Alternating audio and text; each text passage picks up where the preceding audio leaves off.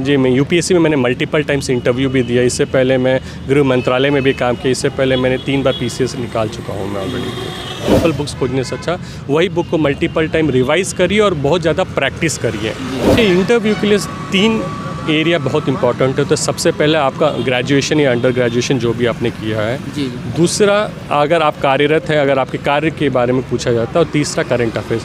तो देखिए, previous year last 10 साल का क्वेश्चन पेपर देखना बहुत अनिवार्य हो जाता है, क्योंकि इससे क्या हो जाता है, आपको समझ आता है किस लेवल पे क्वेश्चंस आ रहे हैं। हेलो दोस्तों, नमस्कार। मेरा नाम है मंजीत। जैसा कि आप लोग जानते हैं कि यूपी पीसीएस का इंटरव्यू इस समय चल रहा है। इस समय हम उत्तर प्रदेश लोक सेवा आयोग भवन के सामने। तो चलिए सर आए हैं इंटरव्यू देकर। चलिए जानते हैं क्या क्या प्रश्न पूछे गए, और इस साथ साथ प्रीलिम्स के और मेंस के लिए वो सारी स्ट्रेटजी पूछे, क्या क्या चीज़ें इन्होंने फॉलो किया था, एक एक करके सब हम कवर करेंगे। तो सर हमारी तरफ से, हमारे व्यूअर्स की तरफ से आपको ढेर सारी शुभकामनाएं। धन्यवाद। सर पहला क्वेश्चन आपसे ये रहेगा कि आपका नाम क्या है, आपका होम डिस्ट्रिक्ट क्या है? मेरा नाम प्रखर पांडे है। मेरा होम डिस्ट्रिक्ट प्रयागराज है। जी सर, आपसे इंटरव्यू किस बोर्ड में रहा? देखिए, बोर्ड अभी बोलना अच्छा नहीं रहता है, क्योंकि क्या होता है कि कॉन्फिडेंशियल रहता है। जी बोर्ड, हाँ, लेकिन ये मेरा मानना बोर्ड इम्पॉर्टेंट नहीं है। क्या क्वेश्चंस, मेरा क्वेश्चन जो भी पूछा गया इट वाज पूरा जॉब रिलेटेड क्वेश्चन, क्योंकि मैं नायब तहसीलदार के रूप में ऑलरेडी कार्यरत हूँ। नायब तहसीलदार के रूप में क्या क्या कार्य कर रहे हैं। फिर लोक प्रशासन मेरा जो ऑप्शनल सब्जेक्ट है, उसके बारे में बहुत सारे प्रश्न पूछे गए। सर आपका मीडियम और बैकग्राउंड क्या रहा है एजुकेशन? मेरा बीटेक किया, मैं इलेक्ट्रॉनिक्स एंड कम्युनिकेशन से बीटेक किया हुआ। मीडियम ऑफ एग्जामिनेशन इंग्लिश है मेरा। जी सर, जो आपसे प्रश्न पूछा गया कि नायब तहसीलदार के कार्य क्या है, तो प्लीज़ कई बार कमेंट्स में आता है कि जो रिप्लाई सर दिए होते हैं उनका भी देखिए, एक्चुअली क्या है, नायब तहसीलदार रिलेटेड बहुत सारे प्रैक्टिकल क्वेश्चंस, क्योंकि ऑलरेडी मैं जॉब में हूँ, तो जो प्रैक्टिकल क्वेश्चंस पूछे गए हैं। क्वेश्चन क्या रहे सर प्लीज़? जैसे कानपुर डेमोलिशन ड्राइव के बारे में पूछा गया, टेक्नोलॉजी कैसे एडमिनिस्ट्रेशन में यूज़ कर रहे हैं, दाखिल खारिज क्या होता है, म्यूटेशन के बारे में पूछा गया। इस टाइप के क्वेश्चंस ज़्यादा पूछे गए। सर किस बैच के हैं आपका ये? मैं 2020 बैच का नायब तहसीलदार। इससे पहले भी सर यूपीएससी एग्जाम है या फिर यूपीपीएससी? जी, मैं यूपीएससी में मैंने मल्टीपल टाइम्स इंटरव्यू भी दिया। इससे पहले मैं गृह मंत्रालय में भी काम किया। इससे पहले मैंने 3 बार पीसीएस निकाल चुका हूँ मैं ऑलरेडी। तो 3 बार पीसीएस क्वालिफाई हैं। और इससे पहले कौन कौन सी पोस्ट आप मिली?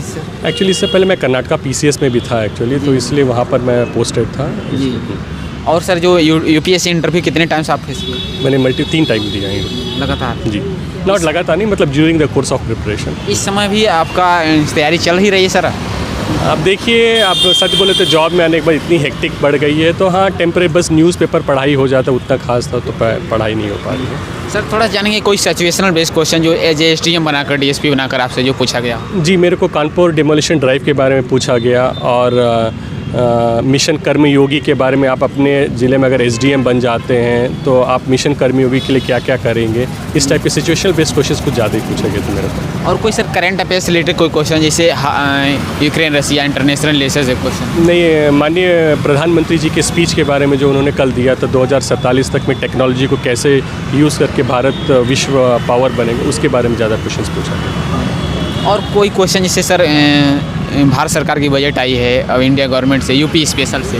यूपी के बारे में ज़्यादा नहीं पूछा गया मेरे को। मेन मैं बोला ना, सिंस मैं जॉब में था तो मेरा 20-25 मिनट ज़्यादातर लोक प्रशासन के बारे में और नौकरी के बारे में ही ज़्यादा पूछा गया। सर थोड़ा सा बात करेंगे कि आप इससे पहले नायब तहसीलदार सेलेक्ट हैं, 3 टाइम सेलेक्ट हैं पीसीएस में, और यूट्यूब भी कई टाइम्स मल्टीपल इंटरव्यू दिए हैं। तो अभी 2-3 दिन पहले ऑप्शनल रिमूव किया गया है यूपी पीसीएस से। इससे आप किस वे से देखते हैं, आपका पॉइंट ऑफ व्यू क्या है? देखिए, मेरा मानना है कि ये एक अच्छा मूव है, क्योंकि इससे क्या हो जाता था, पहले क्या हो जाता था कि कई सब्जेक्ट में मार्क्स अच्छे मिलते थे और कई सब्जेक्ट्स में मार्क्स, इससे क्या हो जाता है, डिस्क्रिमिनेशन एक हमेशा रहता था। हमेशा मेरा मानना है कि competitive examination level playing field सबके लिए एक समानता पूर्वक होना चाहिए। तो अब इससे क्या होगा कि यूपी का पेपर ऐड हो जाने से क्या होता है, अब लोग यहाँ पर यूपी के बारे में गहनता से जानकारी रखेंगे, और इससे क्या हो जाएगा, लोग को प्रशासन में भी बहुत ज़्यादा हेल्प होगी। थोड़ा सा जानेंगे कि सर इससे पहले प्रीलिम्स का एग्जाम होने वाला, तो किस बेस्ट स्ट्रेटजी बताइए जिससे नहीं क्वालिफाई करें आप कई टाइम्स जो है इस फील्ड में? देखिए, मेरा मानना है कि आज के डेट में क्वेश्चन पेपर को जितना ज़्यादा सॉल्व कर सके, ज़्यादा बुक्स ना पढ़े, जो स्टैंडर्ड बुक्स आज के डेट में सबको पता, वही बुक्स को मल्टीपल रिवीजन करिए। मैं देखता हूँ कि लोग क्या मल्टीपल बुक्स खोजते हैं, रादर देन मल्टीपल बुक्स खोजने से अच्छा वही बुक को मल्टीपल टाइम रिवाइज़ करिए और बहुत ज़्यादा प्रैक्टिस करिए। जब तक ज़्यादा प्रैक्टिस नहीं होगा तो काम नहीं हो पाएगा। सर एक शॉर्ट नोट्स बनाना चाहिए कि नहीं, जैसे रिवाइज करने के लिए? देखिए, शॉर्ट नोट्स जिस सब्जेक्ट में आप कमज़ोर हैं उस सब्जेक्ट में ही बनाना चाहिए। मान लीजिए अगर मैं पॉलिटी में कमज़ोर हूँ तो उसमें शॉर्ट नोट्स बनाना चाहिए। हर चीज़ का अगर आप शॉर्ट नोट्स बनाएंगे तो कभी कभी टाइम ज़्यादा लग सकता है, तो जो कॉन्सेप्ट आपका वीक एरिया है उस पर शॉर्ट नोट्स बनाना चाहिए। तो प्रीवियस ईयर कहाँ तक इंपॉर्टेंट है अगर बात करें तो? देखिए, प्रीवियस ईयर लास्ट 10 साल का क्वेश्चन पेपर देखना बहुत अनिवार्य हो जाता है, क्योंकि इससे क्या हो जाता है, आपको समझ आता है किस लेवल पे क्वेश्चंस आ रहे हैं। साथ में यूपीएससी के भी क्वेश्चन पेपर सॉल्व करने से अच्छा होता है। सर एक क्वेश्चन है कि यूपीपीसीएस जो प्रीलिम्स के बाद आफ्टर 4 मंथ मेंस का एग्जाम होता है, उसे सर एक बेहतरीन आंसर लिखने के लिए अच्छा क्वालिटी होनी चाहिए। क्या क्या उसमें कुछ पॉइंट बताइए जो अथेंटिक हो, नंबर इंक्रीजिंग हो, ज़्यादा मार्क्स मिले?